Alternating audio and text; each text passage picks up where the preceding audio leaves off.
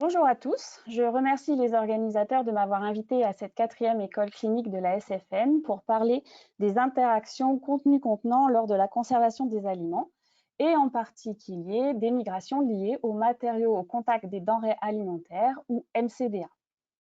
Je ferai une introduction générale sur la façon d'analyser le risque, puis nous verrons comment sont évaluées et gérées les substances dites intentionnelles. Et enfin, je vous présenterai une stratégie d'évaluation qui prend en compte les substances dites non intentionnelles. Depuis 2009, Marie-Christine Chagnon, professeure à AgroSud Dijon, une école d'ingénieurs en agroalimentaire, a créé un département d'études, de recherche et de transfert technologique dénommé PACTOX. Cette création est l'aboutissement d'une quinzaine d'années de travail dans le domaine des tests toxicologiques appliqués aux emballages à contact alimentaire. Et par le passé, nous avons été partenaires de deux programmes européens dédiés à l'évaluation du risque des matériaux d'emballage, BioSafe Paper pour les papiers cartons et Migressive pour les colles et les adhésifs. Le DERTEC a pour mission de proposer un appui et une expertise aux industriels lors de développement technologique ou de modification de process, ce qui correspond à une demande des industriels d'approche en aval, comme rechercher l'absence d'un effet mutagène ou un potentiel perturbateur endocrinien. Également, nous proposons une aide au montage de dossiers pour la mise sur le marché de nouveaux emballages conformément à la réglementation. L'analyse des risques est définie par le règlement européen 178/2002 comme un outil essentiel pour atteindre un haut niveau de protection pour la santé et la vie des personnes. L'analyse des risques a été divisée en 1995 en 3 étapes. L'évaluation des risques est basée sur les connaissances et données scientifiques relatives aux risques étudiés. Elle permet de fixer des valeurs toxicologiques de référence, d'identifier et de caractériser le danger, mais aussi l'exposition. La gestion du risque est un acte politique qui doit tenir compte des incertitudes sur les données scientifiques, qui peut protéger le consommateur par un étiquetage adéquat ou des mesures particulières de mise sur le marché. Cette gestion prend en compte différents intérêts, qu'ils soient sociaux, culturels ou économiques. Et enfin, la communication sur le risque est un échange interactif d'informations et d'opinions sur le risque qui implique toutes les parties concernées, gouvernement, industrie, milieu universitaire, médias, consommateurs. Dans la suite de cet exposé, je me focaliserai uniquement sur les 2 premières étapes, l'évaluation et la gestion du risque. Pourquoi parler de risque avec un emballage? Dans le cas des emballages à contact alimentaire, plusieurs interactions peuvent avoir lieu entre le contenu et le contenant, parmi lesquelles des phénomènes de transfert de molécules entre ces deux milieux, comme on peut le voir sur la droite de la diapositive. On peut par exemple s'intéresser au phénomène de perméation qui régit le caractère plus ou moins barrière des emballages, à la vapeur d'eau, au CO2 ou à l'oxygène. Mais le phénomène qui va nous intéresser aujourd'hui, c'est le phénomène de migration, sur la gauche de la diapo, qui va être influencé par différents facteurs, comme les conditions de contact, la durée de contact, la température de contact, des facteurs externes comme la stérilisation, l'exposition aux UV, le réchauffage au micro-ondes, ou la nature même de l'aliment, s'il est liquide, solide, plutôt aqueux, plutôt gras.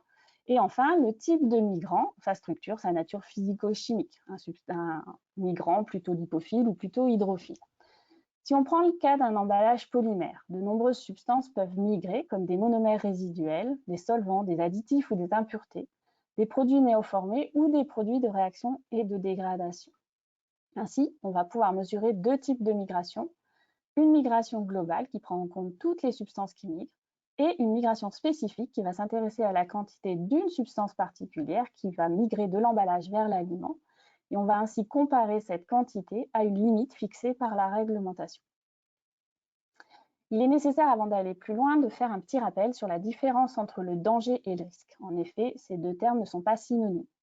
Dans mon exemple, Titi est en sécurité dans sa cage, malgré le danger représenté par Grommet, car la cage représente une barrière qui empêche l'exposition de l'oiseau au chat. En revanche, si la cage s'ouvre, Titi va être exposé au danger et dans ce cas, il existe un risque pour l'oiseau de finir comme repas pour le chat. Ainsi, le risque a 2 composantes, le danger et l'exposition. Et dans le cas des MCDA, le danger est représenté par les substances présentes dans l'emballage et l'exposition va être mimée par la migration.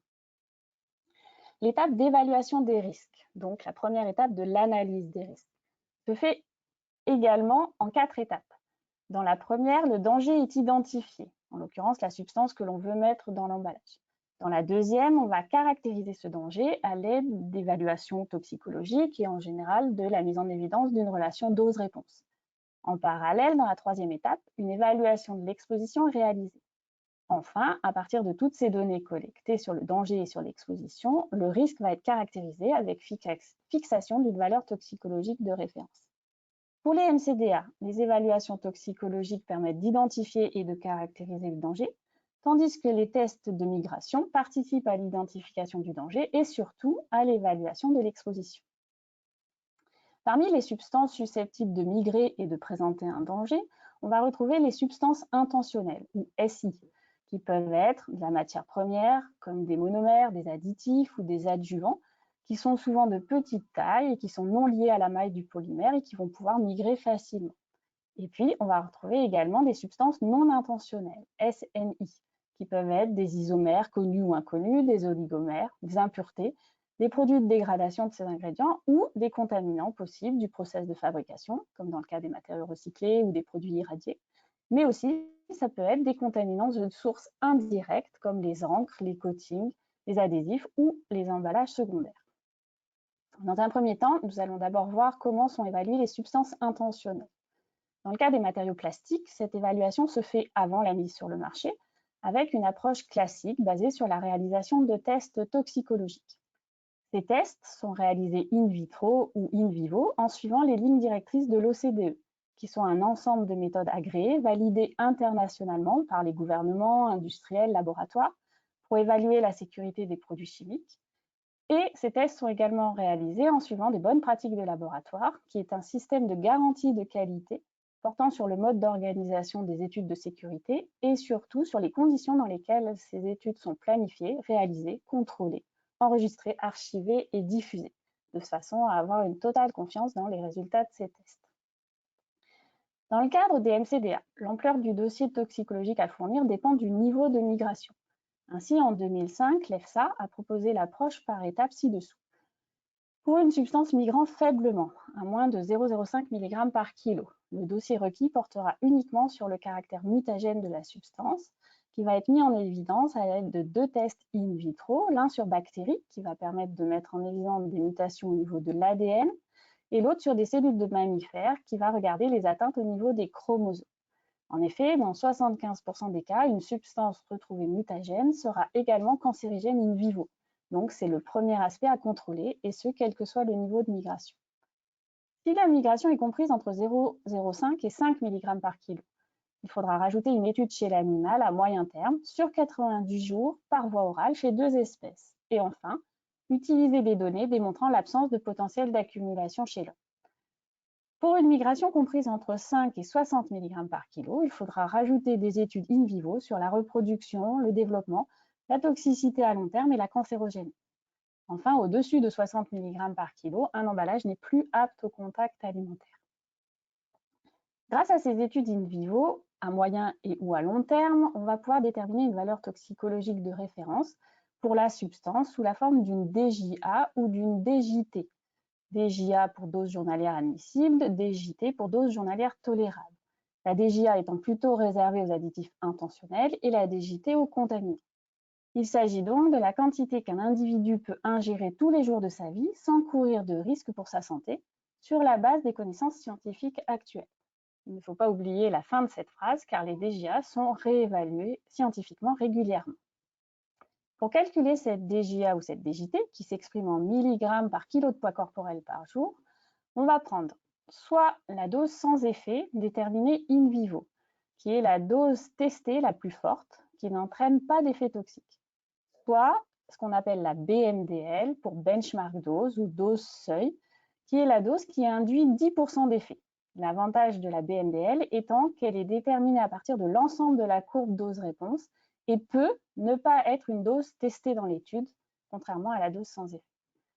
Cette dose, qui a pas ou peu d'effet chez l'animal, va être divisée par des facteurs de sécurité, généralement au moins égal à 100, pour tenir compte à la fois de la variabilité inter-espèce et intra-espèce, auquel peut s'ajouter un coefficient supplémentaire si l'évaluateur a connaissance d'une dangerosité particulière de la substance pour l'espèce humaine.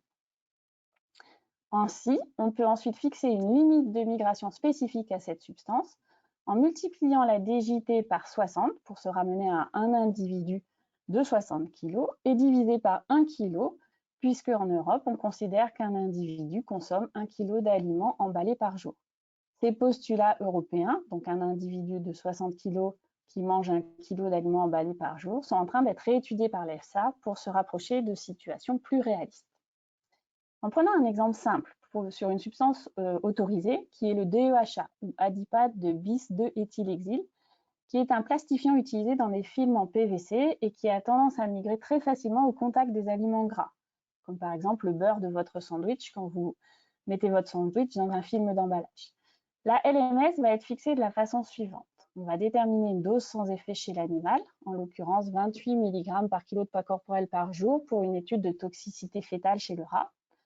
On va diviser cette dose sans effet par un facteur 100 pour obtenir la DJT et on va remultiplier cette DJT par 60 pour se ramener à un individu de 60 kg qui ingère 1 kg d'aliments emballés par jour.